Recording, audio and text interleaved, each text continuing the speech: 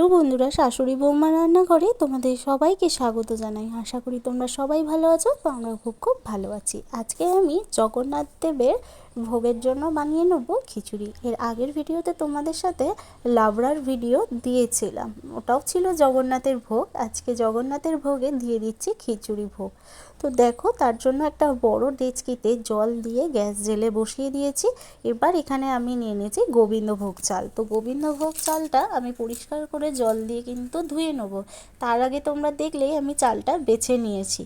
তারপরেই দেখো, এখানে আমি নিয়ে নিয়েছি মুগ ডাল। তো মুগ ডালটাও কিন্তু আমি ভালো করে ধুয়ে নেব। ঠাকুরের ভোগ সবসময় কিন্তু পরিষ্কার করে পরিষ্কার পাত্রে ধুয়েই করা উচিত। তো দেখো, আমি সবার প্রথমে জলটা ফুটে গেলে মুগ ডালটা ধুয়ে দিয়ে দিলাম।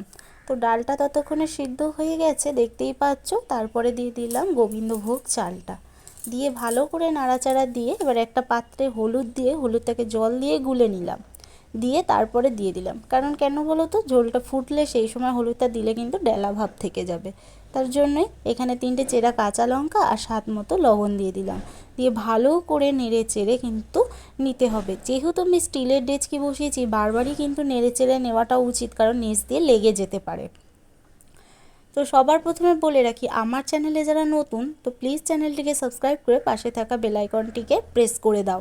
আর ভিডিও চলাকালীন যদি আমার কোনো কথা ভুল হয়ে থাকে তাহলে বন্ধুরা ক্ষমা করে দিও। গ্যাস জেলে কড়া বসিয়ে দিলাম আর এক পাশে।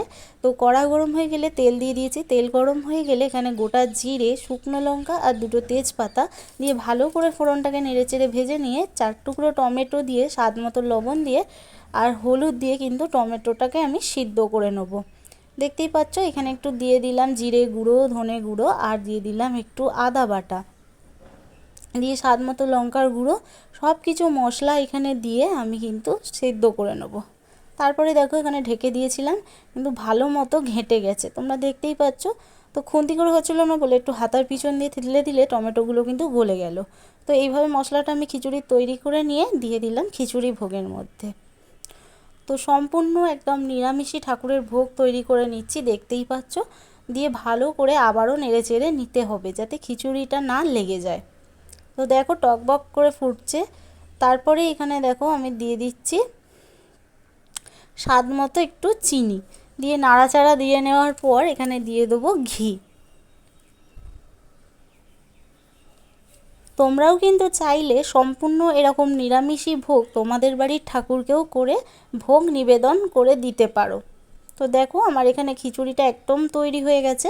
তো এবার আমি নামিয়ে নেব জগন্নাথ দেবের জন্য। তো ভালো করে খিচুড়িটাকে নামিয়ে ওপর দিয়ে দেখো একটু দুটো লেবু পাতা, তুলসীর পাতা আর হচ্ছে 1 টুকরো লেবু দিয়ে আমি ঠাকুরকে এইভাবে ডেকোরেশন করে ভোগ নিবেদন করব। তো দেখতেই পাচ্ছ। তো আমার এখানে কিন্তু খিচুড়িটা একদম পারফেক্টভাবে তৈরি হয়ে গেছে। তোমরা কিন্তু তোমাদের বাড়ির ভগবানকেও এইভাবে ভোগ নিবেদন করতে পারো।